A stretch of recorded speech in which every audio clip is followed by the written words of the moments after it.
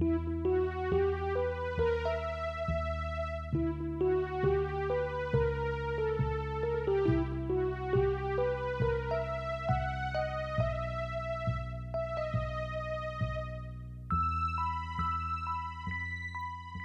following is a fan-made chapter reading of the web serial Pale by J.C. McCrae.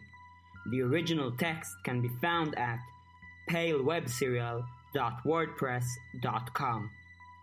If you'd like to donate to the author, please go to patreon.com/wildbow.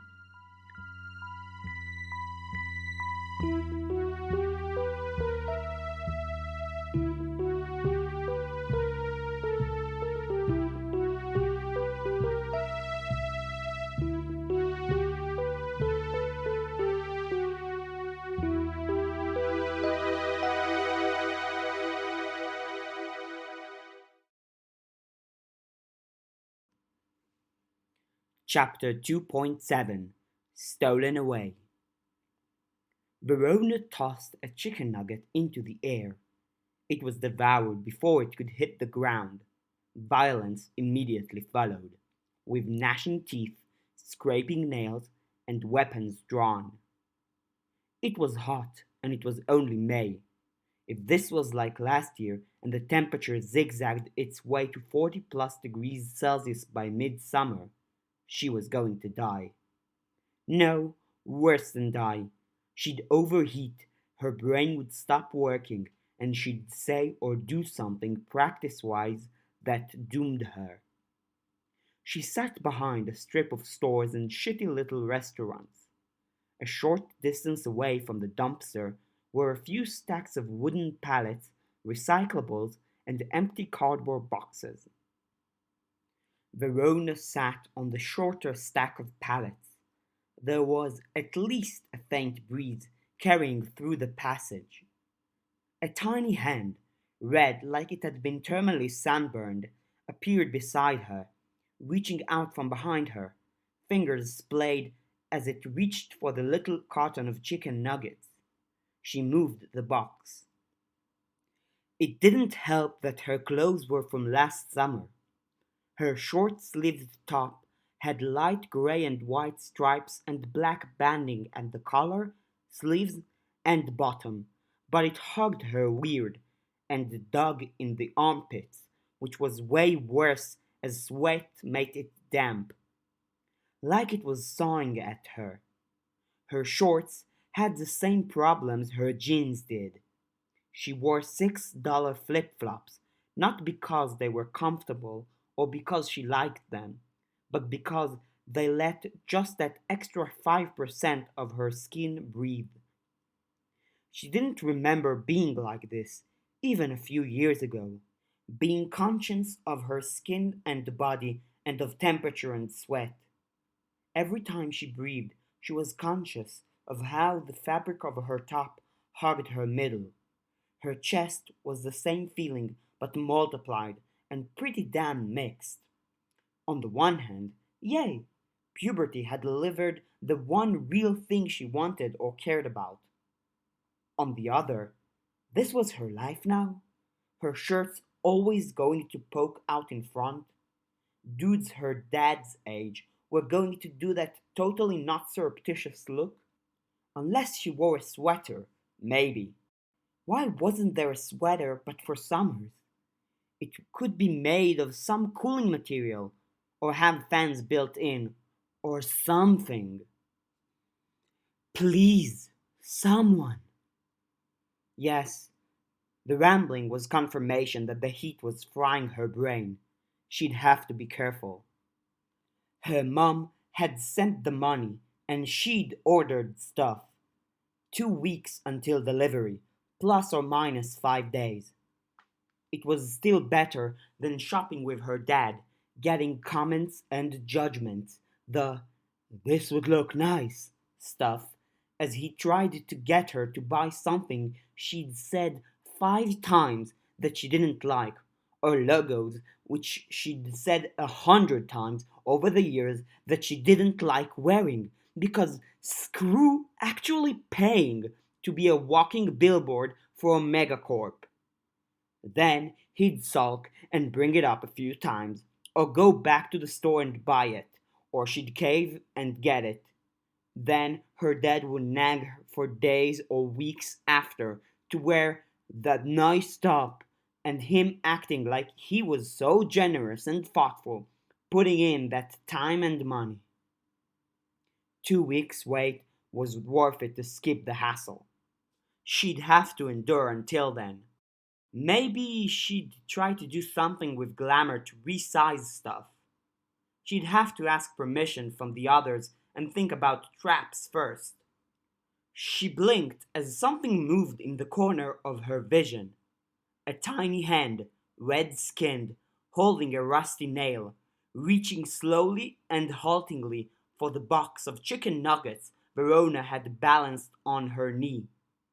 Verona placed her notebook down flat on top of the cotton, blocking it. Question 3. Did you know or even meet the Carmine Beast? Cherry Pop had silently stacked up 3 empty aluminum cans beside Verona's foot, crawled up them, and now perched on top, reaching. She stabbed the notebook a few times with the nail, as if it would move. The cans wobbled. In front of Verona, Gash had wrapped both legs around Munch's neck, pried Munch's mouth open, stuck a ragged bit of wood in, and hit Munch's chin so the wood would impale the roof and underside of Munch's mouth. Once it was secure, he reached into Munch's open mouth. Gash was medium dog-sized, rangy, with a big head and the hatchet of a nose. His eyes just distilled mean. His mouth small, but capable of opening wide into a piranha's bite. Pretty close to what she might have imagined if she thought goblin, but his flesh was a pallid Caucasian white, with bruises settled in the folds when she might have assumed green. Munch had flesh the color of the kind of bowel movement one might have if they were very sick.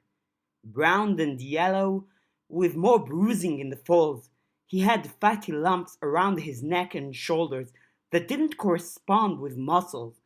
He had muscles that weren't symmetric, and his flesh all had a quality to it like it was calloused and thick. Verona sighed. I want an answer from all 3 of you. Cherry Pop, I know you've answered some questions before. Cherry Pop hissed at her, stabbing repeatedly at the notebook. Verona knew she had to appeal to their baser natures, and their baser natures were awful. If you give me a bunch of answers, I'll give you a bunch of nuggets, Verona said. That's less for them. The little goblin narrowed her eyes as she looked at the 2 squabbling boys. Gash had successfully tripped Munch's gag reflex, wasn't letting Munch turn his head to actually expel the vomit, and so it was coming out of the big goblin's nose and pulling in his open mouth.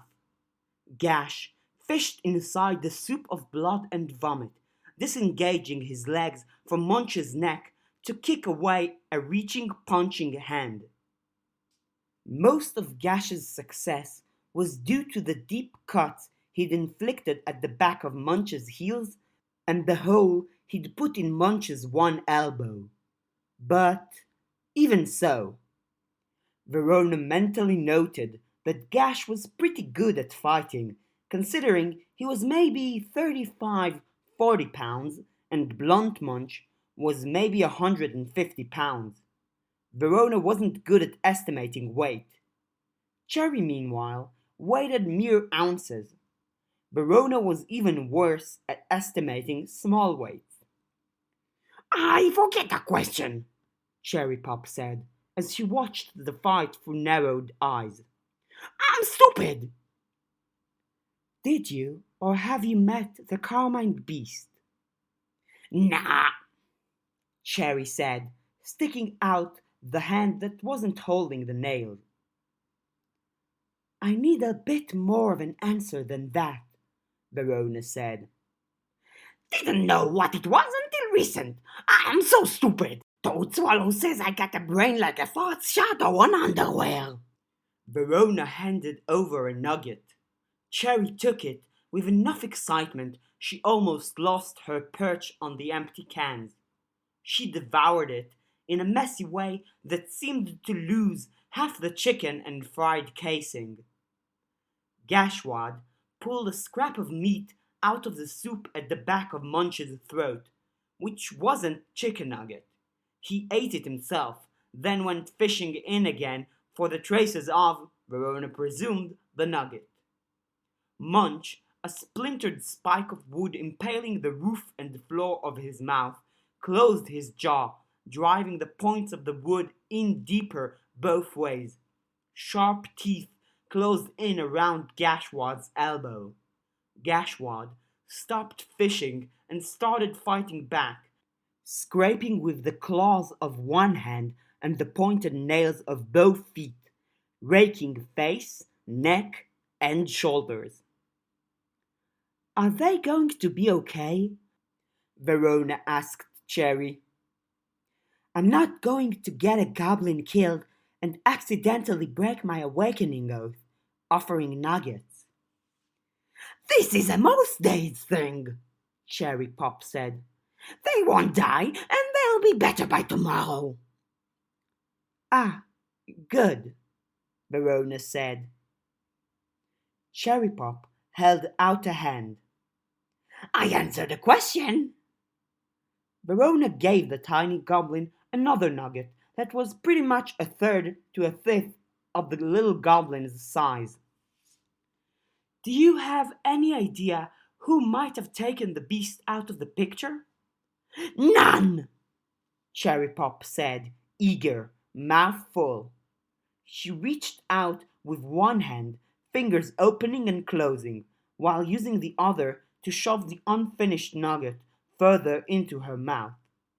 Verona gave her a nugget. She'd come with a box of 20 and a spare cheeseburger, trying to account for Munch's size, and had planned to split the food across the goblins in exchange for answers. Verona had quickly discovered the goblins were happier trying to steal nuggets and fighting one another over a single nugget than the simple process of getting one each. Do you have any involvement or ideas regarding the movement of something large and bloody, possibly the Carmine Beast's power, from the version of the Kennet Arena in the ruins last night? Cherry Pop fought to swallow the remainder of the last nugget, managed to clear her airway enough to gasp in a breath like she'd been drowning, then choked more down. Cherry? Verona asked. Proper answer. Nope, Cherry said brightly. Her stomach was distended. No idea. Verona held out the nugget, then held it back as Cherry reached for it. Do you go to the ruins at all? Not much, Cherry Pop said, still reaching, wobbling on her perch of cans. It's mostly made up of stuff goblins can't deal with. Stuffed metal. Stuffed metal? Don't go telling her, Gashwad screeched. Saying our weaknesses. I'll eat your cherry limbs first. Verona waggled the nugget just out of Cherry Pop's reach. Tiny hands strained to make contact. Metal with water running through it like pipes, Cherry Pop said. Metal with electricity running through it. Metal that's hot, not so common. Metal with gas, like more funner pipes. Metal with sand or rock running through it would be the same, but that's rare. Hurts to be near. Makes us weak. Lots of it in the ruins. The other places we'd normally go are missing. Verona gave Cherry another nugget. She didn't really expect Cherry to be a well of information. But then, that wasn't really the idea. You're getting so many nuggets, Verona commented, making sure the others could hear. You call yourself stupid, and they call you stupid, but you're being smarter than those two are. Look at you. You look like you could pop at the seams. Verona wasn't lying. Cherry Pop, sitting on a stacked soda can with her nail laid beside her, had a distended stomach. The little goblin, mouth full, embraced the most recently received chicken nugget and smiled, showing off missing and mismatched teeth. Still smiling, the goblin chowed down, gulping down what she could and reducing the rest, most, to an unsalvageable mess at the base of the cans. The two other goblins fought, but now they were fighting to disengage from one another, trying to get away and get to Verona while not letting the other do the same. Who goes to the ruins? Who is tied to the place? Verona asked. I don't know. Think hard, come on, Verona urged Cherry, eyeing the two male goblins. Cherry leaned back, eyes closed. She tipped back, the stack of free cans collapsed, and she landed hard. Lying on her back, she shouted, Thought hard, no idea, gimme. Verona gave her a nugget. Gash was free of munch and scrambled after Cherry to steal the nugget. Cherry hoisted the thing and fled for a pile of trash, disappearing into dark recesses, cackling. Munch sat up, trying to free the wood that had embedded the roof of his mouth. Blood already traced the lines and crevices between the pointed fangs of his mouth from his mangling of Gash's arm, but as he pulled the wood, his own blood flowed out and down. I've got your attention? Verona asked. I have 1/3 of a cheeseburger I'm not interested in finishing, and one nugget. I intend to give both the remains of the cheeseburger and the single remaining nugget to whichever one of you gives me more information with the least amount of bitching or distraction. That had their attention. Who's going to be the loser today, She taunted them. Lower on the totem pole than even Cherry Pop. Out with it, Munch said, surly. Ask the questions. They were both eager now. Do you have any involvement in the Carmine Beast's death or disappearance? No, Gash said. No, Blunt Munch said. Better answers count for more. Try to give details when you can, Verona told them. Can you tell me where you were and who you saw on the night she disappeared?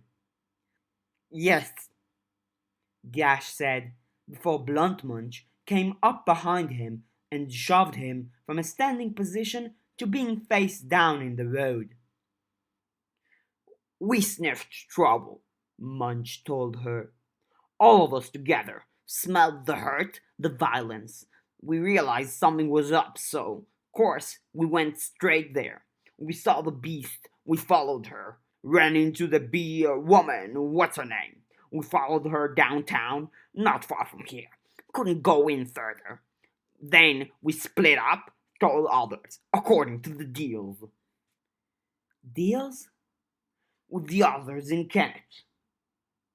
Okay, good. Tell me about these deals. Keep the worst goblins out. If we make trouble, it can't be in this town. If we notice trouble, we gotta tell the locals. There was trouble with the beast, so we told. Job done. And in exchange for these deals, you get what? To be the sole goblins of Kennet? There are others, Munch said. They pass through. Now we each get different things. Like, Sir Toadswallow needs a place to hide out, somewhere without practitioners, Munch said. how does he feel about us? You swore a deal. You're not his problem. Nah, if he's gonna be summonable, he's gotta be free from interference, see? If some practitioner wants to teach her Twat Rat how to handle a goblin or learn some dirty tricks from the dirtiest, she'll pick something like Toad Swallow. Work her way through more serious goblins as the brat ages up, yeah? Yeah, Verona said. I'm not connecting the thought. I blame the heat. Interference? Well, Munch said. He shifted his weight, still sitting on Gashwad's head and driving Gashwad's face into the pavement. Imagine what happens if some mummy practitioner has an enemy. That enemy finds Toadswallow, messes with the deal, and gets him to change up how he operates. Next time he's summoned, he sticks around. It's 5 in the morning the next day. Mama Witch hears screaming, comes to find out her little girl got 100 improvised piercing while she was sleeping overnight, and each piercing is wired or threaded to something else, tied to the bed in 50 different ways, 2 earrings wired to the same light switch, so she get a bit of a bzzzt through the brain pan, nose ring and eyelid stuck to the door mama just hold open, say nothing of the wire around the kid's throat that pulls tight. Got it, Verona said. So that's a goblin type thing, huh? Something you can do? It's not something we can't do, Munch said. Just an example. Sanitize the bit from something that really did happen. Here? Distant. Goblins talk, share stories. But I gotta leave out gorier details. Gotta keep to my own rules and deals as one of Toadswallow's apprentices. Gashwad clawed at the pavement, trying to get an angle where he could scratch or hit Munch while he was being smothered. So he has to stay away from practitioners? Verona asked. Certain ones. He can't make certain deals, and a lot of your sorts out there would kill him once they realize they can't use him. Most kid-friendly goblins like him stick to the wilderness, but that makes him more animal, less able to work with humans. He's got it good here. That's his reason. Verona nodded. And the rest of you? A goblin queen, one of your types, that works mostly with goblins. She was getting started out, recruiting every goblin over a certain size. I ran. She's only gotten bigger since. If I get seen by her or her soldiers, they'd make me enlist or kill me. Here, it's close enough. I still know my way around the local warrens, but far enough away, I'm not in a way. I keep in touch with goblins from the warrens who know enough to keep their mouths shut. Do we need to worry about her? Verona asked, one of the outside practitioners. Munch shook his head. If there was a chance, I'd be told, and I'd be gone. Okay. Gash, similar thing, but he made an enemy of a bigger goblin. Cherry showed up at one point, like other goblins sometimes do, just wandering. We grilled her, she's fine. Toadswallow recruited me too, promised us more mischief, more chances to ask for favors from practitioners if we agreed to the same deals he made and learned under him. And it's something to do, Munch said. heavily, not sounding very happy. What's your daily routine? Verona asked. What do you actually do? Me? Sleep. When I think I can get away with it, I mess with people. I'll each ride on whatever I can to get to another town nearby. Then I'll knock over garbage cans, then go into their houses while they clean up. I grab what I can that I think I can trade at the Warrens. Radios, laptops, phones. Some goblins like to study people so they can do stuff specific to those people. Family albums, purses, bits of clothing. Innocence? Verona asked. Sometimes. More when there's a quick opportunity, see? It's easier to do stuff when they deserve it. And for the little stuff, it's a moment of carelessness, not watching a bank. I specialize in the big stuff, the ones who really deserve it. Think heists, but the stealing is only a bonus. Like, Like last month, might have been a few days after the beast died. I caught a train to Winnipeg. Some acquaintances of mine sniffed out, found one. Couple renting out a place on this bed surf thing, yeah? 5 stars, nice view right downtown. Built cameras into the place to record their guests all over the place. Cameras that are hard to find with your usual wave of a spy finder wand. that sounds like a lot of work for something pretty boring. Well, the goblins handling the projects needed muscle. Gremlin climbs into the walls to fiddle with the camera. Get a certain red light blinking again. Move a wire so it looks suspicious. Then camp out in the attic and wait. Guest causes a commotion. Couple goes to handle it. We get into the apartment, loot some of the recordings, hard drives of weird porn, contacts, so we can find more like him for future moves. My job's to handle the dog, block the door, and carry. So you're doing something good? Verona asked, a bit skeptical. No, kid, Munch said. A lot of the bad lands on the bad people. That's the way it works, and that's an easy thing to facilitate. But the police are left wondering if they had an accomplice who took the data and recordings. Wild goose chase, and the couple gets a harder time with the law because they can't and won't name their accomplices. Victims are freaked. Those who are low are brought a little lower, see? A bad situation gets better and messier.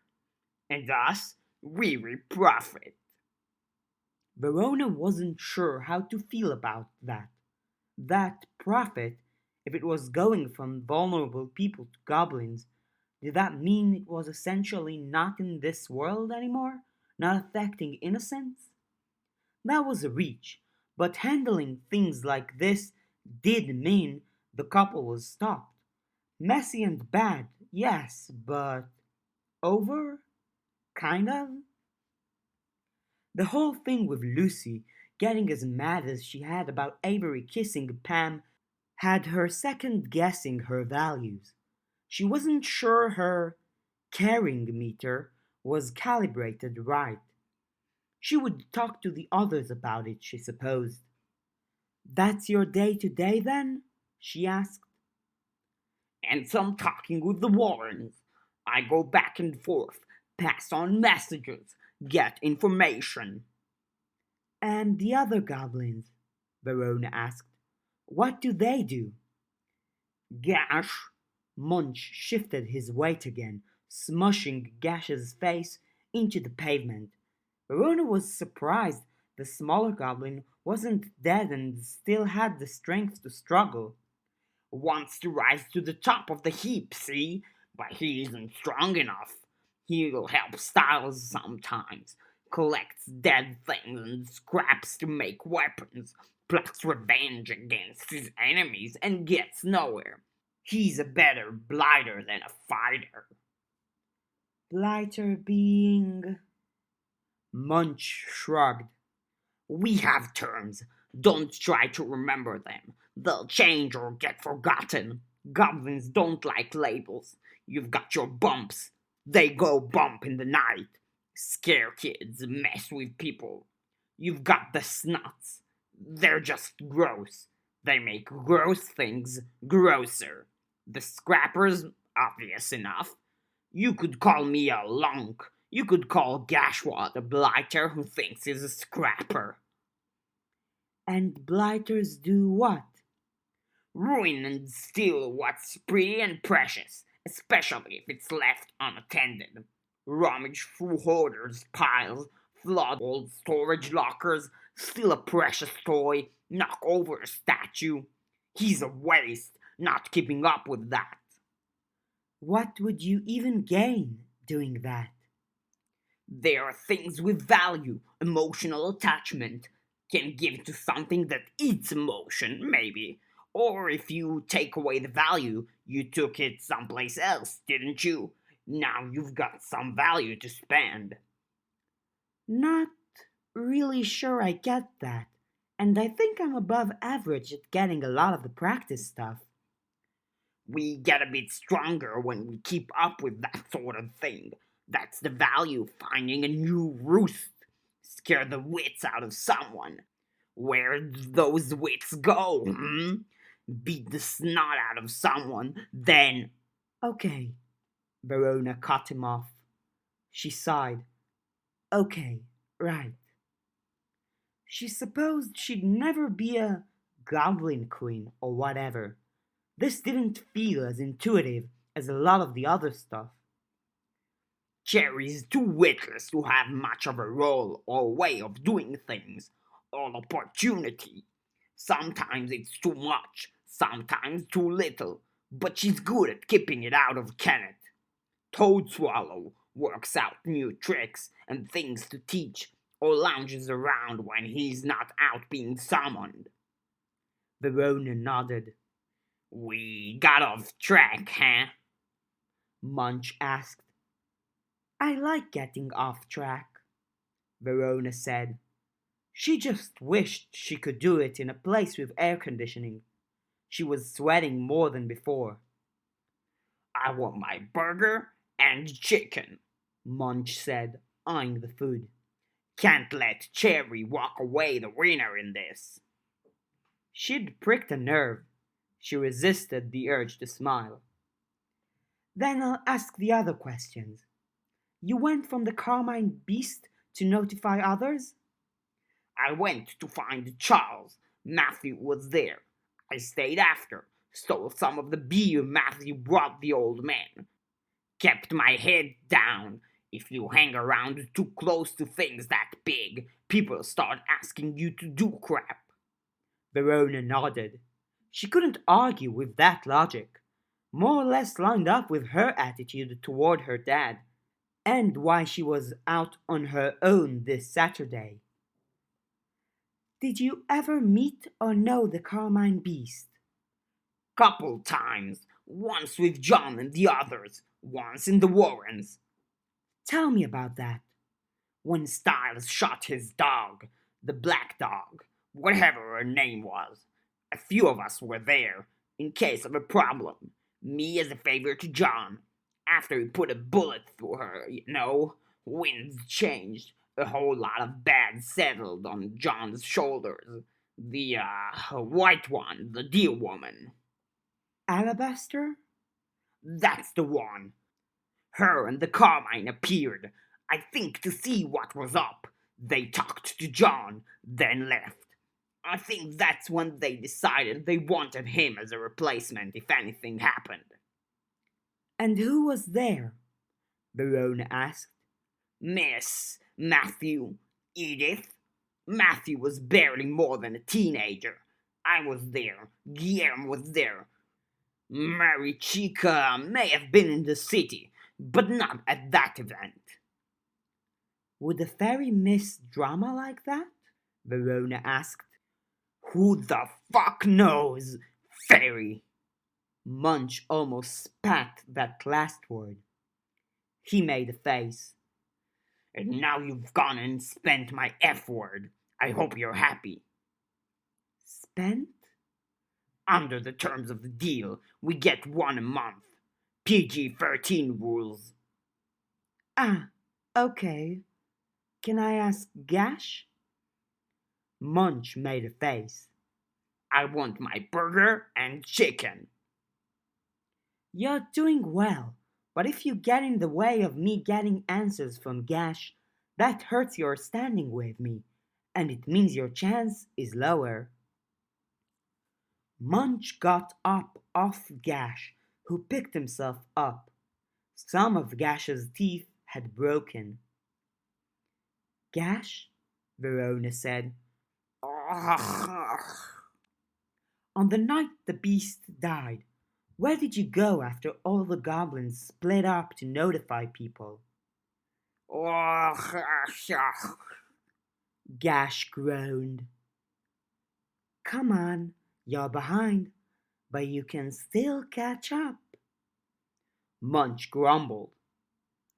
Edith, Gash mumbled, picking up a broken piece of tooth out of the shallow pool of blood.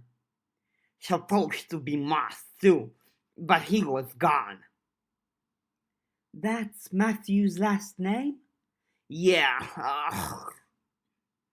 And you, she asked Munch, saw Matthew? He was there with groceries and small construction materials for Charles, screws, some planks. The man who could lie had an alibi, backed up by a few sources.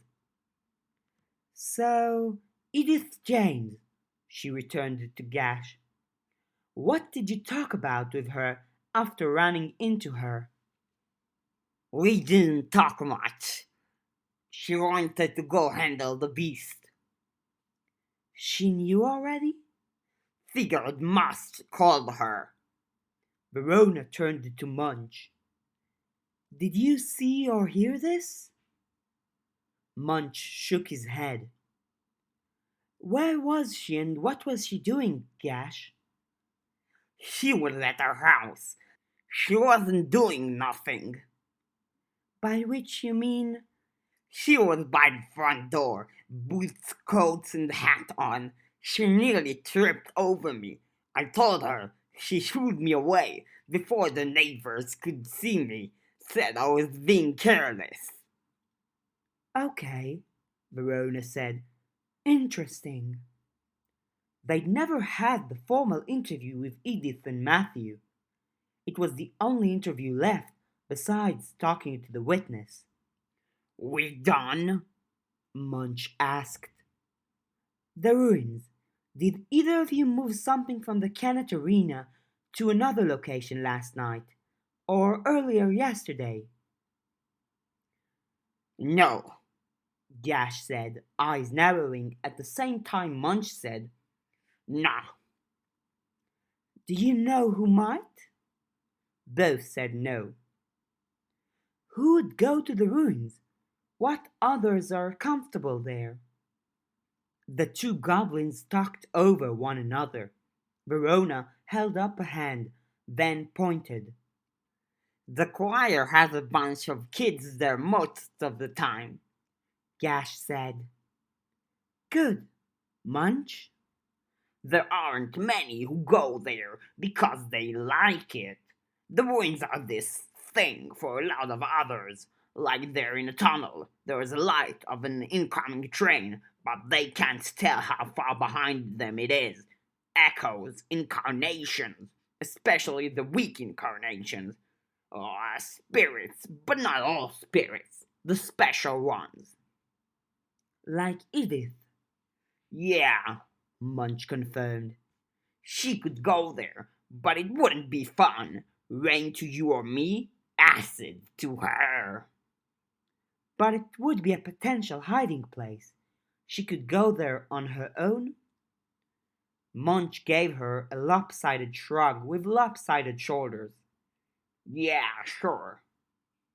Verona took some notes, keeping track of it all. She went back to check some notes and copies of Lucy's notes. Where's Charles' place? Southwestern end, Munch said, at the same time Gash loudly said, Oh, it wasn't an ugh, of pain this time, but rather Gash was trying to get in with an answer. But this wasn't like a game show where someone could buzz in. Close to where we had the awakening ritual? Uh-huh, Munch said. Beside him, Gash nodded dramatically, as if giving a very enthusiastic answer would count for more. It kind of did. It was funny. And you started at the northeastern end of the city? Both nodded. Matthew and Edith's place is in the middle of town. Why did it take you so long to find Edith, Gash? I went. I knocked. No answer. I looked around. So she was out. I guess. Is that helpful? Gash asked, with a hopeful note in his voice. Beady little black eyes opened wider. It's something. Did you notice anything weird? Strange expressions, breaks in the pattern? The goblin stared at her blankly. No? No, Gash said, but I don't pay attention to humans. Verona nodded. She began to pack up her things. As she moved the food, the goblins perked up. How long have you guys been around here? She asked. 18 years, Munch said.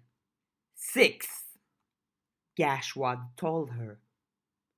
And Cherry? Toadswallow? Couple years for Cherry, 15 for Toadswallow. Verona nodded, making some notes. So, Munch, you and the Toadswallow were the only goblins there when Yalda was shot, she asked, penning down stuff around the timeline she was making. Munch gave her a blank look. The sick dog. The blank look continued. John Styles' friend. The black dog, Munch grumbled. You've got special, specific terms for everything. Labels. Goblins don't truck much with that. Call a spade a shovel, then use the shovel to beat the person who crawls up your ass about it being a spade specifically. You are the only goblins there? Yeah. She made a note, then put the notebook down. Munch? She tossed the food up so it was in his reach. He caught the wrapped burger and nugget. Not that it really mattered. Gash immediately went after him, full offensive. Whoever got it, the other was going to attack them. Kind of like the Carmine Beast's throne. Verona sorted her things out, throwing some stuff out in the dumpster behind the restaurant. She remembered what Munch had said about people deserving a bit in the way of shenanigans if they left their stuff unattended, and closely watched her bag and the empty plastic bag with the last bits of stuff from the fast food place. The squabbling continued as she walked back over. She wet a few napkins using still cold water from a water bottle and wiped down her neck and pits with 2/3 of the napkins and used the last third to get her mouth and hands clean of any stray condiments.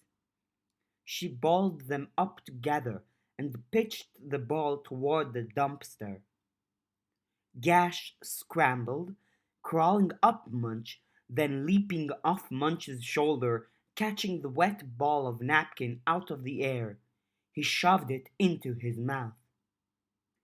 Please tell me that's not a curse or a goblin thing, please, she said.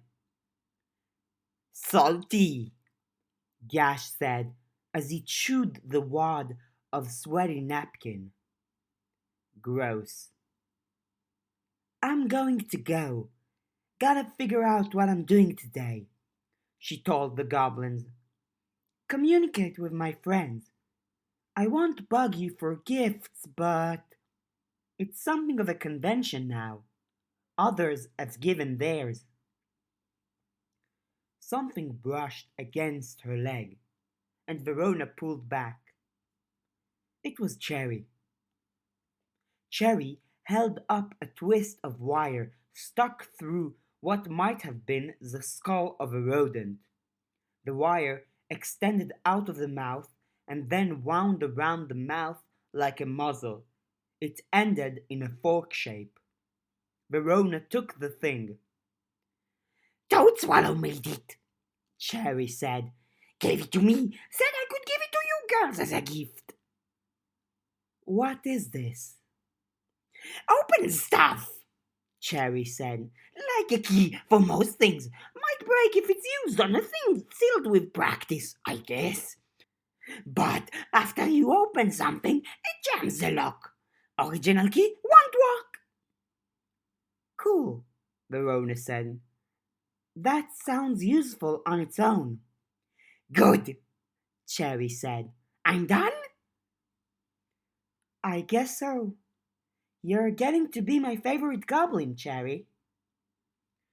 Both the truth and it nettled the other two. Give me more nuggets sometimes then, Cherry said. We'll definitely consider it. Ooh, gift, Gash said. He stepped forward, holding it out. Verona had to bend down to take it. She was reminded again that her shorts were too small, uncomfortable around the thighs and waist. Gash warned her, Careful. She was careful, taking the offered object. It was a cone-shaped thing that could have been a thorn or the end of a very black nail, surprisingly heavy despite being a half-inch long and relatively thin. What is this? I haven't forgotten what I'm good at, Gash said. You're dealing with some practitioners? John told us there were some outside the city last night. Verona nodded. Yeah? That there's a thorn in the flesh, buried in some loser's guts. Best if it's kidney or spleen. It healed over, left to stew in bile, picking out again after a few years, leaving some of the organ round the outside. Dried it in the sun, and with a hairdryer. What does it do? Push it into a practice. Summoning diagram object, whatever. Poisons it, makes it uglier, a little weaker, and harder for its maker to break. If there's someone connected to the practice, they'll get sicker and thicker as long as the connection's there. They'll know it's something like the thorn. So if you don't want to lose it and get it used against you, you'll want to pick it back out before they show up. Otherwise, they gotta end things from a distance, which can hurt if the thorn's stuck in it, or come and pull the thorn out themselves. How sick? Verona asked. After a week to a month, depending on how strong they are, their karma, crap like that. Bad cold sick. And after that? Verona asked. Bad cold sick. That's it. If we left it buried out longer, it would be better. But the twitch was going to see a doctor. Huh. Assuming you guys aren't fucking with us too, I gotta say, these gifts are better than the average fairy gift. Nice and straightforward. Gashwad spat a bit of blood and the tooth onto the ground. Fairy! I'll get you a gift soon, Munch said. Been thinking, but I don't have much. Got a thing with some goblins this summer. Guy and his gun nut buddies are getting spare animals from shelters, using them as moving targets for practice. It's like the bed surf camera couple. Universe doesn't like if you invite someone or something into your home and mess with them. We were going to try to make some dog meat. Dog meat like, if we get enough of them together, they invite their friends in from the States, including some who can maybe make some fostering and adoption paperwork disappear for kids. Then we see if we can't kill enough of them in a messy enough way that there's a dog in the end. Like Styles, but not, Gash clarified, a smile creeping out around the sides of his face.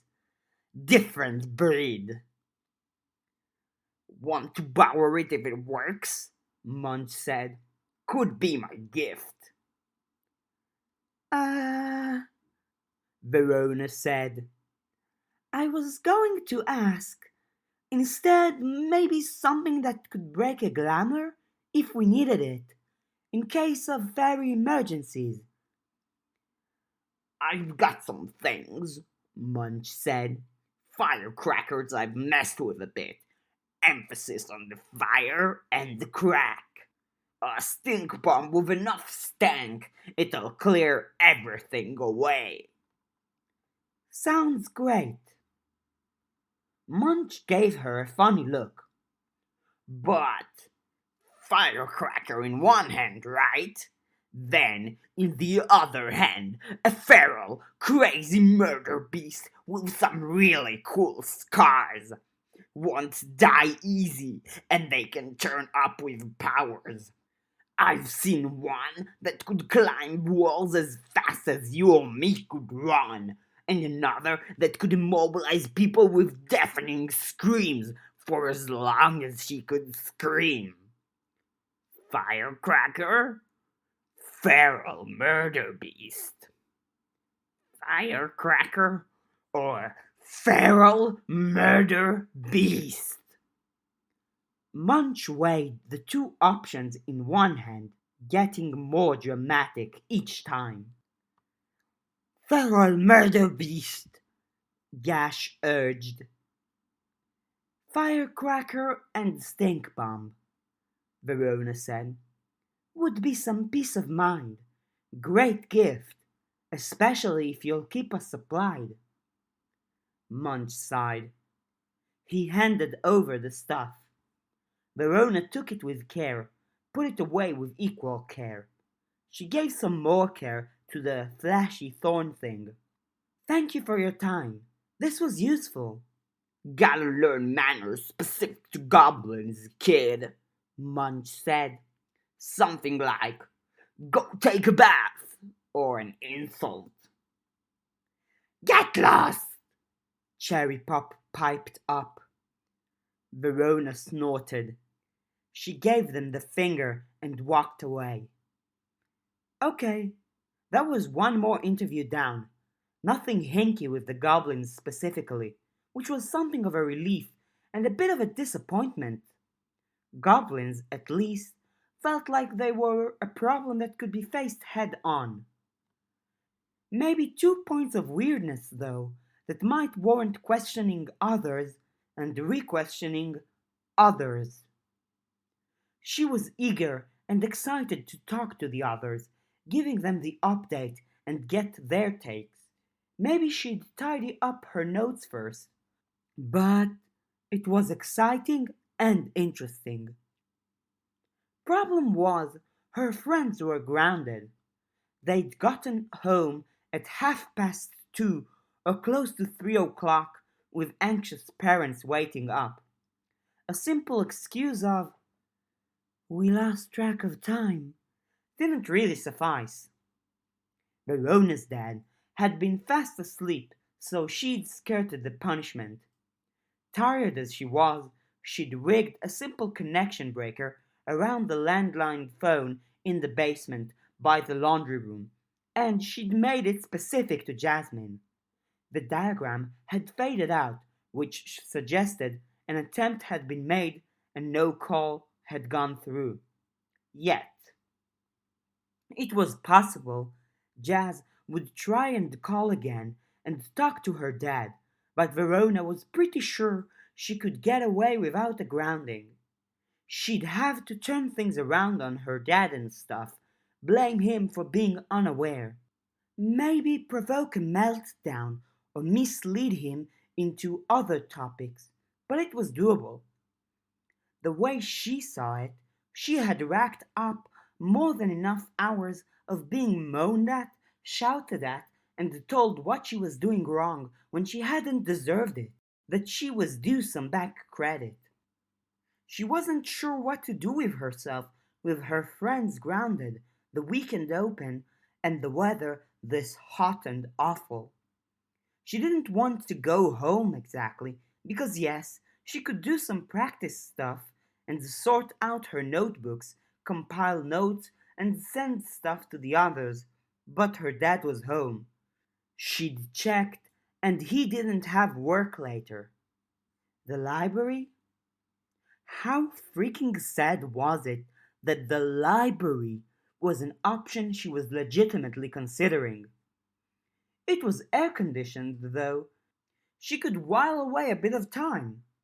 She wouldn't be able to paint, probably, without someone fussing about her making a mess, and there were about 50 other supplies she had at her place that she'd miss having at the library.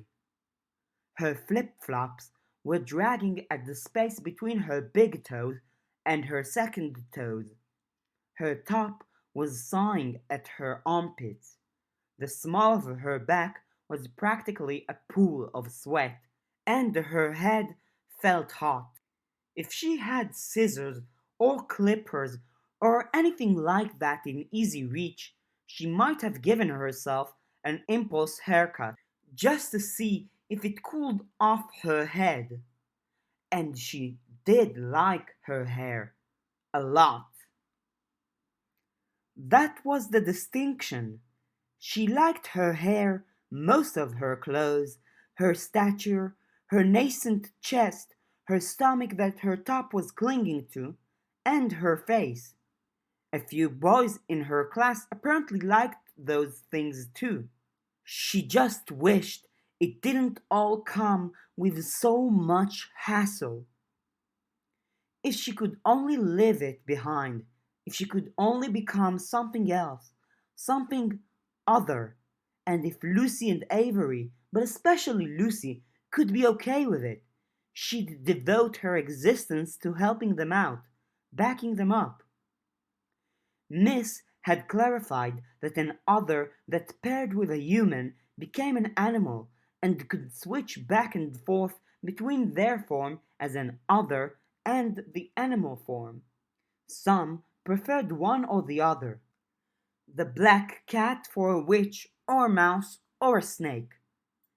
If she could be Lucy's familiar, how cool would that be? To stay with Lucy and not worry about anything, even eating and using the bathroom. No needs except the relationship. No stresses, no burdens, no looming future where she'd be broken, fat, depressed, and in debt. No looming future where she might avoid some or most of those things, but in an effort to hold on to her own identity and integrity, she could end up unavoidably becoming the kind of bitch that left someone else broken, fat, depressed, and or in debt. She had how many more years of school left? 3 more of high school if she didn't slip up and fail one. How many years of university? She didn't even have a beginning of a sense of what that involved, but she'd heard of people in their 30s who hadn't graduated yet, who were going for or getting or had PhDs but were still there. She didn't know what a bachelor's was or what programs people were supposed to go into, but Booker had been making noise about it, sounding excited and apprehensive. But all she'd felt when thinking about it ever since was apprehensive. Jasmine had taken Booker to visit with a bunch of universities he was interested in, and Verona had seen some of that from a distance. Verona was pretty sure her dad wouldn't do that, and she wasn't sure she'd welcome it if he did. 3 more years of high school? 1 to 10 years of university? How many years of working? To do what? She didn't even know a single adult who had paid off their house, so massive debt and the imminent possibility of losing her home, and a possible relationship when each person was like a collection of 5 to 10 jigsaw pieces from a jigsaw puzzle, trying desperately to fit themselves together with jigsaw pieces from other puzzles. Sometimes you could jam that fit of personalities and sexuality and introversion, extroversion, and hobbies and whatever else together. Force it and stress and fight and be uncomfortable a lot of the time. And even if you could make it fit sometimes, a situation like Jazz and Paul could happen and you could get your heart torn out and never be 100% okay again. Dating didn't sound all that fun. Living with someone didn't sound fun. Getting engaged didn't sound fun. Weddings could be fun if there was an off the wall theme or something like a costume wedding, but that really wasn't the point, and then what? Being married just seemed like more hassles. Getting separated and divorced felt like an even bigger hassle. Who cared? And who cared enough to work their asses off for years of school and careers? If she could be an other and then be a familiar, couldn't she just be Lucy's friend forever? Sleepovers every night, visiting Avery and helping Avery find some girl that was her type, helping with practice stuff, vicariously enjoying what Lucy enjoyed in work and love, rooting for her friends and supporting them, being a family with Lucy and Jazz and Booker. Except, if she brought it up to Lucy, she was pretty sure her friend would flip out, which kind of made her want to cry, even though the tears weren't readily available. She'd thought she had found a way forward, and she'd just hurt Lucy instead. She was trying to focus on being the backup, on shouldering the burdens and keeping things moving and watching the flanks for other crap, because whatever decision she ended up making, she wanted to do that for Lucy. She wanted to tell Lucy all about her morning and early afternoon and hear about Lucy's morning and early afternoon. She wanted to help Lucy more with the pole thing, which had exploded when she wasn't there. She wanted to help Avery, but she felt even more gun shy about that after the Pam thing and the accusations she hadn't been looking out, when she hadn't even thought it was a thing to look out for.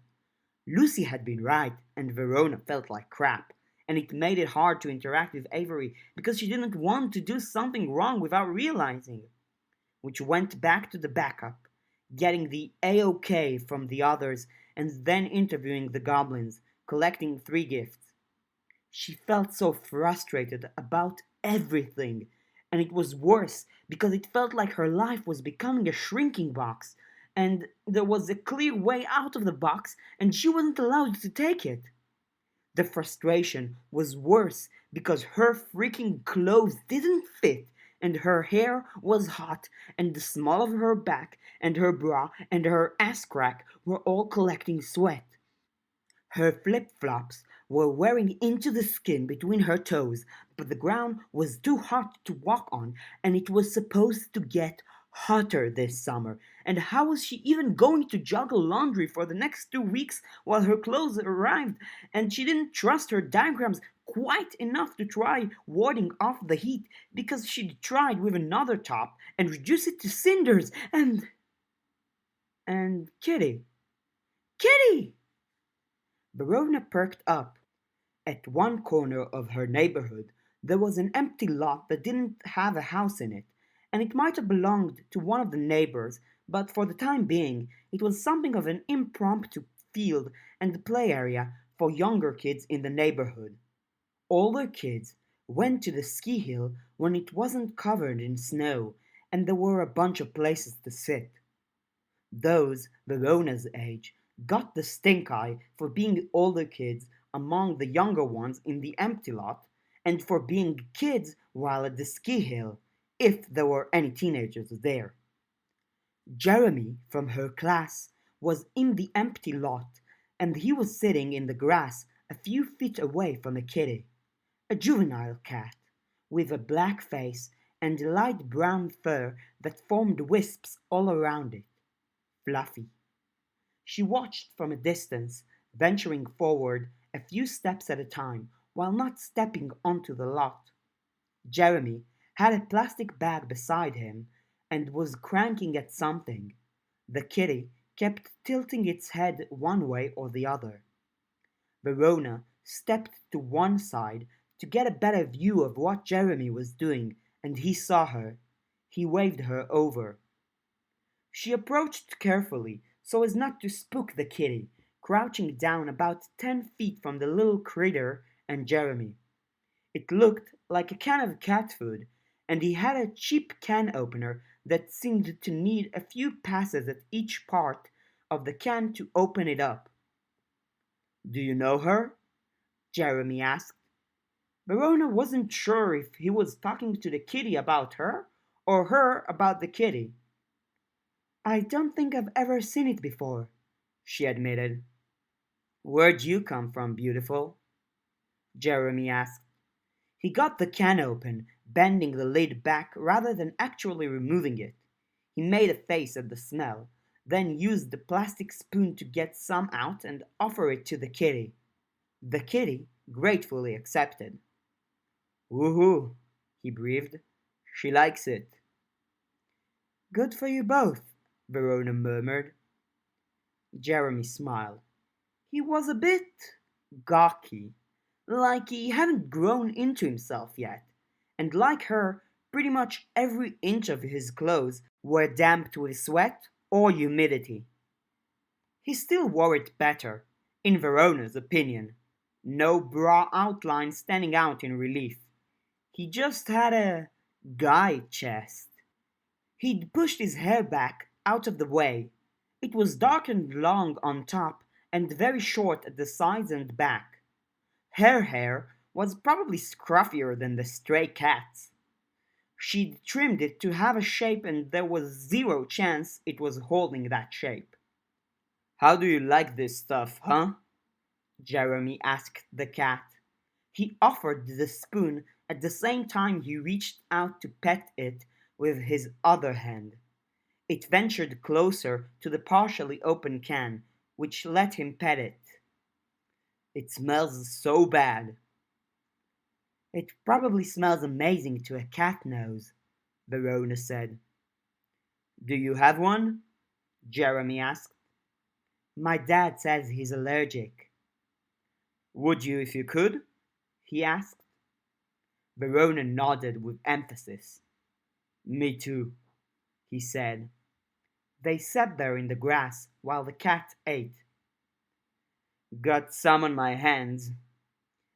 "I've got a bottle I've drank from. Can't guarantee there isn't a bit of my spit there, though." "It's gotta be better than this," Jeremy said. Verona gave him the bottle. He seemed to use the bare minimum necessary to get his hand wet and wipe it off. She gave him the last napkin she had from her lunch as well. She wondered how he'd take a really bad pickup line. "If you don't mind my spit, how'd you like to swap spit? Just for practice, no strings attached, because I'm curious and you're kind of cute in a weird way." Not that she'd actually ever say something like that. She poured a bit of water into her cupped hand and held it out for the kitty. After a tentative first sniff, it went for it, drinking greedily. Verona refilled a few times, squinting through the sunlight. She pet it, and it was soft as heck. It was also warm to the touch, probably overheated. It needed a groomer to cut all that extra hair off, pretty as it was. Scoot over 1 foot to your left, Jeremy, she asked. Not left. Come on, you're an artist. You should know left from right. Is that really an artist thing? He asked. Also, you knew I'm an artist? Yeah, she said. Look, see, now you're giving shade for the kitty. A bit of shade for you too if I just. He sat up a bit, kneeling in the grass, his butt not touching his calves, and putting his hand over his head. The hand just barely blocked the sun from shining in her eyes. He adjusted a bit. You might get too tired doing that, she said. I know, but it's kind of worth it, right? I'm not complaining, she said. Thanks. Hi, by the way, he told her. Hi, she said. Why do you have to go and make it awkward? Out enjoying the nice weather? I'd rather it was winter, she said, combing the cat with her nails. Cold weather, blankets, sweaters. The comfort food is better and doesn't make my teeth hurt like cold stuff does. Cavities or something? Nah, I've had the issue since I was a kid, she said. You don't have sensitive teeth, kitty. You were deprived, weren't you? Poor kitty. If it's any consolation, you definitely look like someone that's in their element in warm weather, Jeremy said. She made a face, looking at him. Was that cringe? He asked. If I had to rate it, I'd rate it kind of smooth actually. 8 out of 10 in my books as compliment delivery. And I'd rate it 2 out of 10 on the honesty scale. But thank you for trying. I wasn't lying. I'm. A herd of kids were making their way onto the lot, including the mom from the Wavy Tree Dance studio and her triplets, all aged 5 to 9 or so. They were dragging this giant plastic mat covered in circles of different colors. Verona tried to shield the kitty from view, moving around until she was beside Jeremy, her back to the kids, but it was too late. Squealing and cheering, they came running over. The kitty bailed. Smart. Some of the kids gave chase until they were called back by their parents or the instructor. Well, she ate most of it, Jeremy said. $2.95 well spent. It was nice of you, Verona said, standing up and picking up her bag so it wouldn't get kicked by kids. That would be bad, especially with a firecracker with extra crack and a stank bomb in the one pocket and the flash thorn thing. Got any plans for the day? Jeremy asked. Verona huffed out a breath, mostly from the heat and lingering frustration, her one hand closed in a fist. Nothing explicit, but I want to check in with my friends. We lost track of time last night, and it was 2 in the morning when we realized. They're grounded. Oh man, that sucks. But I'm also kind of glad. Well then, you're a jerk. It's kind of hard to talk to you when you're always a duo or a trio. I know you voted for me in the app thing. That app thing was the worst. You've got an expression on your face like that's the last thing you ever wanted to hear, Jeremy said. Did I misunderstand? Because if it was a pity thing. It wasn't a pity thing explicitly. If I was going to do a pity thing, it would have been for Gabe specifically, but. Who? She blinked twice. The heat was baking her brain. She waved him off. You don't know him, I don't think. Doesn't really matter as far as this conversation goes. I'm glad it's not a pity thing, and I'm also really confused. You're cool. If I was going to have a boyfriend, you'd be the first or second person I'd think of. Who's the other? Jeremy asked. I voted for Wallace. Don't tell him though. Jeremy shook his head. Nah, interesting though. I'm getting a better understanding of you, I guess. I gotta figure some stuff out first. Might be a lot of figuring, she admitted. But you would pick me if you had to pick someone, he asked. And there's a chance you could tap me on the shoulder sometime and ask me to do a date type of thing. Small chance. I don't really get dating. Sorry. But it would be me, he asked. He seemed like his ego had inflated about 10 times. She shrugged. Yeah. Cool. Awesome. Kind of glad we did the class ranker thing, even if I felt bad for some of the others. Half the guys got no votes and Lucy... Verona sighed. She was worried about Lucy. That part sucked a bit. Speaking of, I'm going to go check on my friends, I think, Verona said. Cool, he said. If I run into the kitty again, should I bring her by? Maybe. It won't bother your dad if I do? I don't really care if it does. Ah, that type of dynamic then? She shrugged. Cool, well, see you later. Later. Things had been nice until the weirdness with expectations and roles and boyfriend-girlfriend stuff. But at the very least, it didn't feel frustrating in exactly the same way as it had before. She made her way to her house and let herself inside. The interior was dark and cool, with the air conditioner's rumble loud but not obtrusive. White noise filling the space.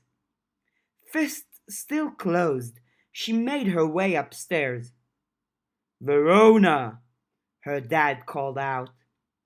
She passed her own room and ventured into the doorway of his room, standing there. He lay in bed, wearing an undershirt, blanket draped over his lap for modesty. Even with the air conditioner in the stairwell, he had a sheen of sweat on his face. Have you had lunch? He asked. Yeah. I was going to ask you if you could make me something while you were at it. Oh well. She shrugged. Want to come in? Lie next to me? Watch a movie? Have a daddy-daughter day? I was stopping in to charge my phone a bit, drop stuff off, and change. After you're done changing, we could watch a movie. Order pizza in a few hours. He tried to make it tantalizing, and the ease of pizza was tantalizing in its own way. Her stomach, though, felt heavy with lunch. She didn't need much food to keep herself going, and it wasn't like she was in the middle of a growth spurt. I'm going to go do the stuff, she said. Think about it. She entered her room, and only when she was at her desk did she open her fist. In the process of petting the stray cat, she'd collected hairs. She had other things she'd collected. A little slip of vellum, skin with a silvery tint to it. She'd put it in a clear resealable bag, and when she'd done so, she'd noticed the dust accumulating in the corner. She had another, the slip of paper Avery had gotten, also in a bag. She investigated as best as she could, and there was no difference in the consistency, color, or properties of the dust. She texted her friend, I want to do some fairy related practice. Transformation. I've got some glamour breaking stuff from goblins, plus more stuff. Would drop in to see you. Have info. This doesn't feel like a trap, but am open to input. Can give more details. Avery's reply was immediate. Lucy's took another 10 minutes. Verona spent those 10 minutes changing clothes and getting her notebooks sorted out. Lucy's response was brief. Can't really talk, ATM. Check in regularly, please. Keep careful notes. If I don't hear from you at least every 30 minutes, I'm going emergency mode. Verona sent her confirmation. Then, shaking as much of the stray glamour from the vellum as she could, she did a little test on the shirt she'd just pulled off, trying to adjust dimensions and scale. Anything funky? Weird? No? What kind of trap would this be? Was it related to the vellum and the source of the vellum? She used the dust from Avery's thing first, picking up the cat hair and then putting it against her own hair. Twist, roll, spread, extend. Twist, roll, spread, extend. Slight color change to darken it. Twist, roll. Weaving it in, twisting it in, until the smudge of hair blacker than her own extended over most of her head, and the pass of her hand could spread it out to the back of her head. The bones were harder. She needed those to change direction and shape. With the cat hair in the mix, all she really had to do was fight to control the texture and color. The rest came pretty easily as the glamour tried to take on and impart cat properties. Her fingernails raked against her flesh, digging in like they were digging into clay. Claw away, press in, condense. I'm a little cat. I am a dense, live form. I am beautiful. It was nice, freeing, a bit of a break from the hassle of her regular body, a full body massage, and the body that felt nice to wear. I am a tiny predator. I am related to humans, but not confined by that relation. The cat walks alone. Her fingers dug into her skull, opening up the ear, large and wide. A moment later, she felt the rustling and heard the footsteps. She hid. There was a sharp knock at the door, followed by it opening a second later.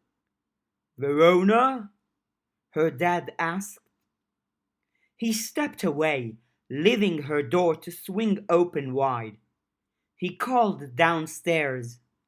Verona! Verona licked and kneaded at herself to reduce her form down further. Oh my God! 6-year-old Carrie Kelly was 10 times her size. Verona could feel the footsteps rattle the ground as the kid charged toward her. She ducked away and around behind the couch. The entire couch, which might as well have been the Kennett Arena for scale, slid 2 inches closer to the wall as Carrie threw herself at it, clambering over to see behind. Did we get a cat? Why didn't we get a dog? Is the cat ours? Carrie asked. Is there a cat? Declan asked. It's a kitten, black with a white belly. Verona had slipped into the house, using the door that was left open because apparently this was a house with 20 people in it and no air conditioning. She'd gone looking for Avery and found chaos instead.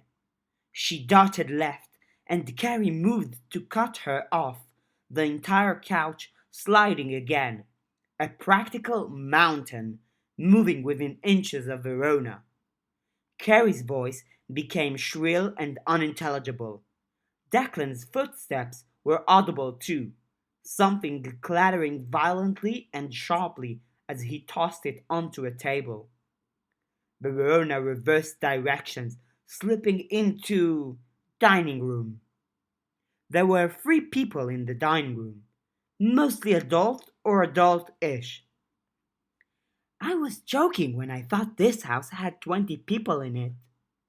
What is this crap? Who? Carrie, did you bring the cat inside? No, where is it? Oh my god, Kitty, Kitty, don't go outside. Stay in. Mom, close the door. The ground thundered with kid footsteps. The adults, even though they were massive, were somehow gentler.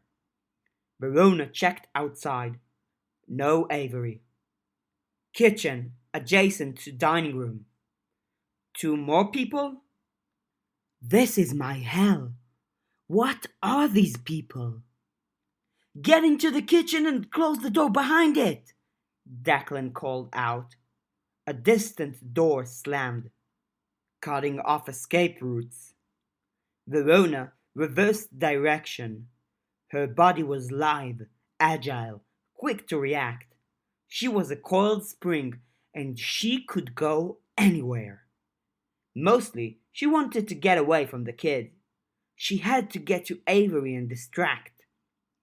Her eyes refocused, and the side-to-side movements of the kids became clearer. Up-down movements and planes of vision a little blurrier. Her sight brought things out even more. She'd wanted to use her sight more, but if she got to the point it was always on, Lucy would start to catch on. Then Lucy would worry, and Verona didn't want to add to Lucy's worries. She ran around the kid, off to the side, with a grind and a rumble, and faint metal on metal squeaks. The sliding glass door closed. Another door slammed. The front door. All in now, Verona. If that little kid grabs or hugs you with any strength at all, it's going to spoil the glamour, and you're going to be a 13-year-old girl in the middle of their living room, and they are going to be very confused. She had to get upstairs, but for now, maybe if she got up? There was an armchair, and in that armchair she realized as she bounded up there was a man. So still her eyes hadn't registered it. It was all she could do to avoid springing away in the same way she might if she had jumped onto a hot stove, legs and tail splayed. "Umph," the man mumbled. Oh, this was Grumble. Hey, Grumble. He moved hands nearly as big as she was closer to her, gently and cautiously. And, Verona noted, the kids weren't storming toward her anymore. Grumble's got him, Declan said. Hands, stiff and slow-moving, pawed at her with less manual dexterity than her own paws offered. Being stroked felt nice. Weird, but nice. Kids hovered. Their faces were huge. We can't keep him, no, Declan, the dad was saying. If we add a pet, this house might collapse from the added stress. Besides, your mother isn't home. Verona settled down, curling up a bit. Carrie cooed and reached over the arm of the armchair. She trusts us, Carrie said. I do not. I barely trust myself. She's lying down. Oh, are you sure we can't keep her? Him, Declan said. It's a her. Carrie turned away from the chair to continue the argument and plead with her dad, sometimes in the same sentence. Just what we need, huh? The old man said, his voice a coarse creak of a sound. A bit more liveliness in this house. More energy. At least you can settle down in all this bustle, huh? This is a feint. Trickery, Verona silently pledged. I am a badass predator. I am laser focused on my prize, and my prize is talking shop with Avery. The kids were sufficiently distracted. Avery stood in the stairwell, a smirk on her face. Quietly, and with some care, she slipped down to the ground and raced to Avery, who scooped her up. Verona immediately hid beneath the bottom end of Avery's shirt. Where did you go? Avery escaped into her room, closed the door behind her, and sat down at her desk. Homework was spread out in front of her. Infiltration successful, Verona said. Having fun? Avery asked. Yes. Well, I appreciate the visit. Today was looking to be really dreary. Nobody has any activities, and I'm grounded for the weekend. I've been in a funk, thinking about Reagan and the others. I thought I'd look in, give some emotional support, backup. The word of the week, huh? Thanks. Verona made her way from Avery's lap to the computer desk, stretching. She liked these muscles, and she liked how they worked. Lots of explosive, easy power. The tiredness set differently, though, walking from her place to Avery's, as contrasted with the walk from downtown to her house. Well, Verona said, we can talk about that. That's an option. I don't know what to say or do, but I can listen. Or we can talk about my interview with the goblins and the gifts. Gifts? 3 gifts. I thought we'd each take one, trade them between us. There's. Her ear twitched as she heard incoming stomps. Not kid stomps. She hid, ducking down to Avery's lap. The door banged open. Avery. Knock, Sheridan. It's my room, too. What are you doing you care so much about privacy? Looking at porn? This is homework, Sheridan. Ever heard of it? You kind of have to do it to succeed at school. Ever heard of that?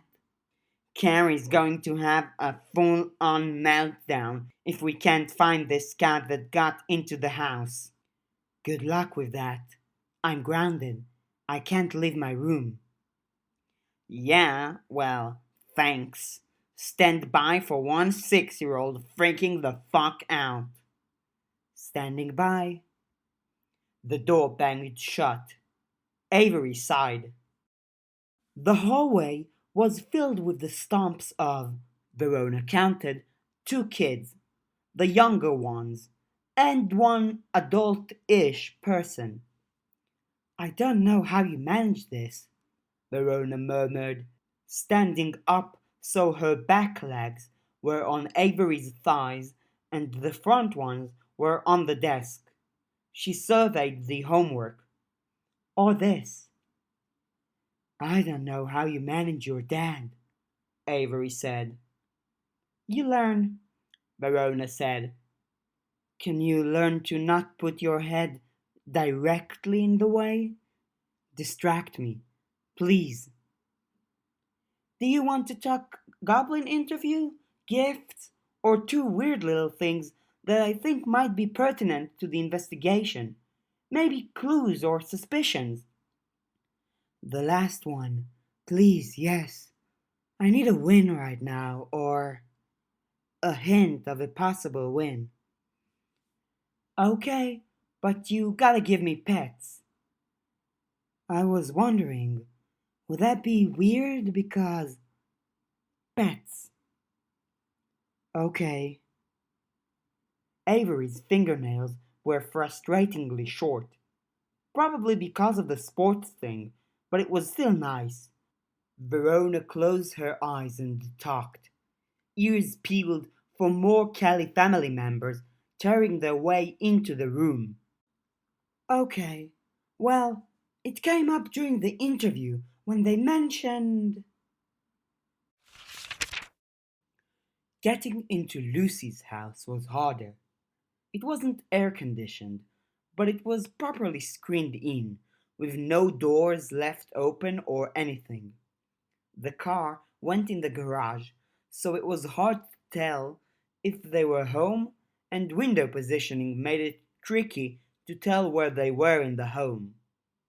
Verona leaped from windowsill to windowsill to get to Lucy's window. Lucy wasn't home. A bit more exploration confirmed it. She settled in among the plants outside one window, which provided some shade, and baked a bit in the sun.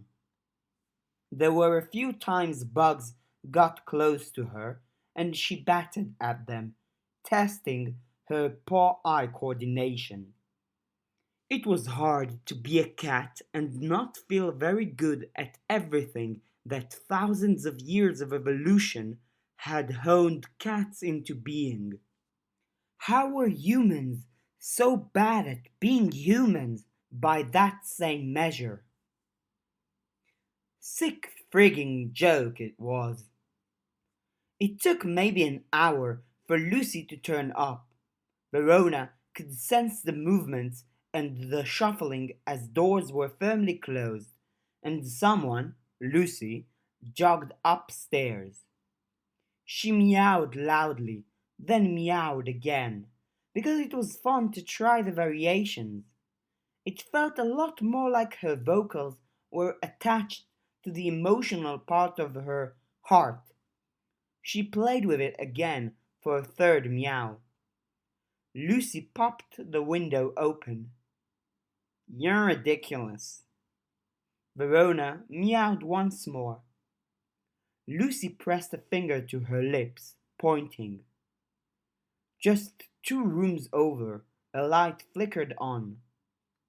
Lucy picked her up, holding her all wrong, and carried her over to the bed.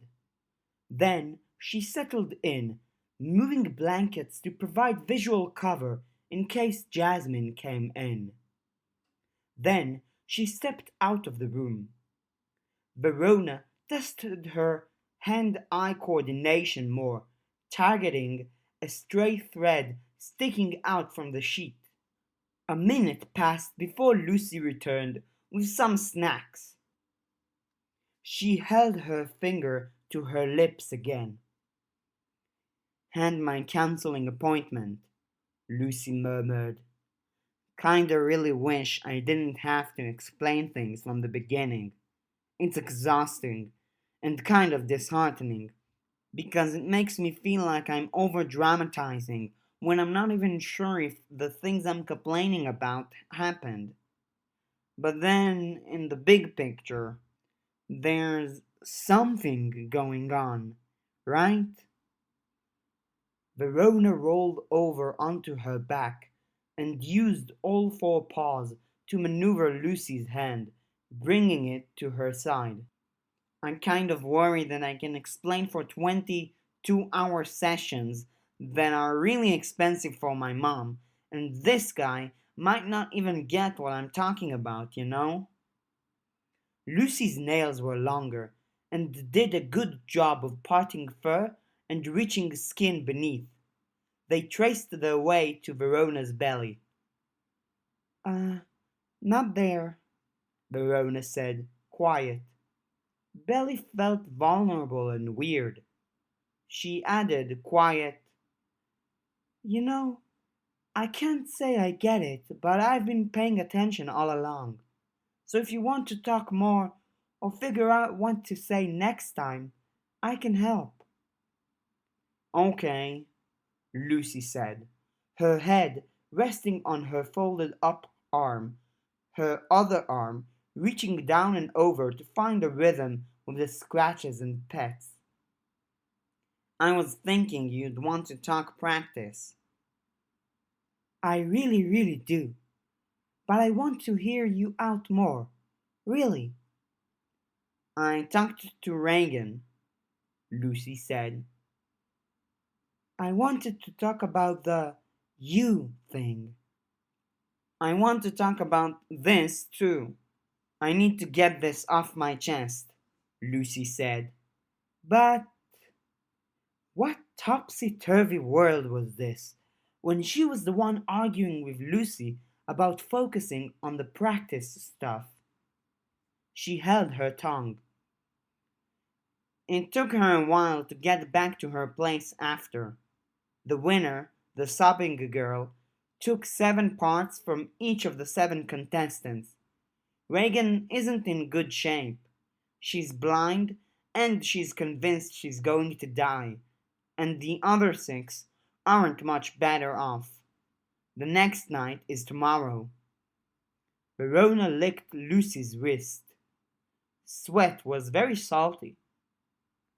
I was thinking, Lucy said, I'd hate myself for a long time if I let that happen without fighting it, or at least discussing fighting it. You want to interfere? Verona asked. Do you think you could use that body of yours to find a prey animal for Avery's ritual?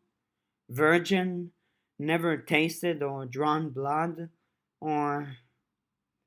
Lucy's voice, so soft it was on the cusp of the words not coming out, cracked a bit.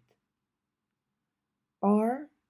Verona asked, tilting her head to better see Lucy with the weird horizontal emphasis of her eyes.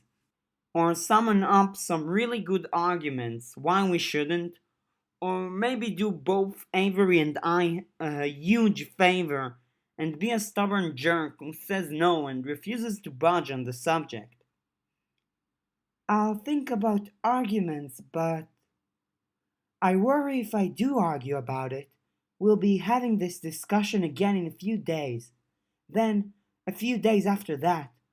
For how long? Until we're okay with it? You want to interfere? For you two more than for the victims. Maybe that makes me a sociopath. I want to interfere, so let's start thinking about how and why, and going over everything about the Forest Ribbon Trail. We'll need to bring Avery into this discussion. Lucy's expression had changed by fractions. Most who saw and knew Lucy tended to dismiss her as having an angry expression all the time, but it really wasn't that. There were signs, and Verona had known her friend for long enough to read a slight rise of the eyebrows as fear, a press of the lips together as determination. I'm going to call Avery. Her parents aren't watching her phone, right? Right, Verona confirmed. Probably, hopefully, Lucy felt better taking this route. More scared, but better. The trail would be a way to get where they needed to be if everything went right. The hungry choir ritual would very likely get messy if they intervened again. Lucy feeling better now was great. That feeling having any permanence at all depended on them navigating a whole lot of craziness in a very short span of time. This had been a fan-made chapter reading of the web serial Pale by J.C. McRae. If you'd like to support the author, please go to patreon.com/wildbow. If you'd like to read the original chapter, please go to palewebserial.wordpress.com. If you'd like to help us with this project, you can either contact me, TheItayBM, or NumberWangMan on Reddit. Thank you, and I hope you've enjoyed.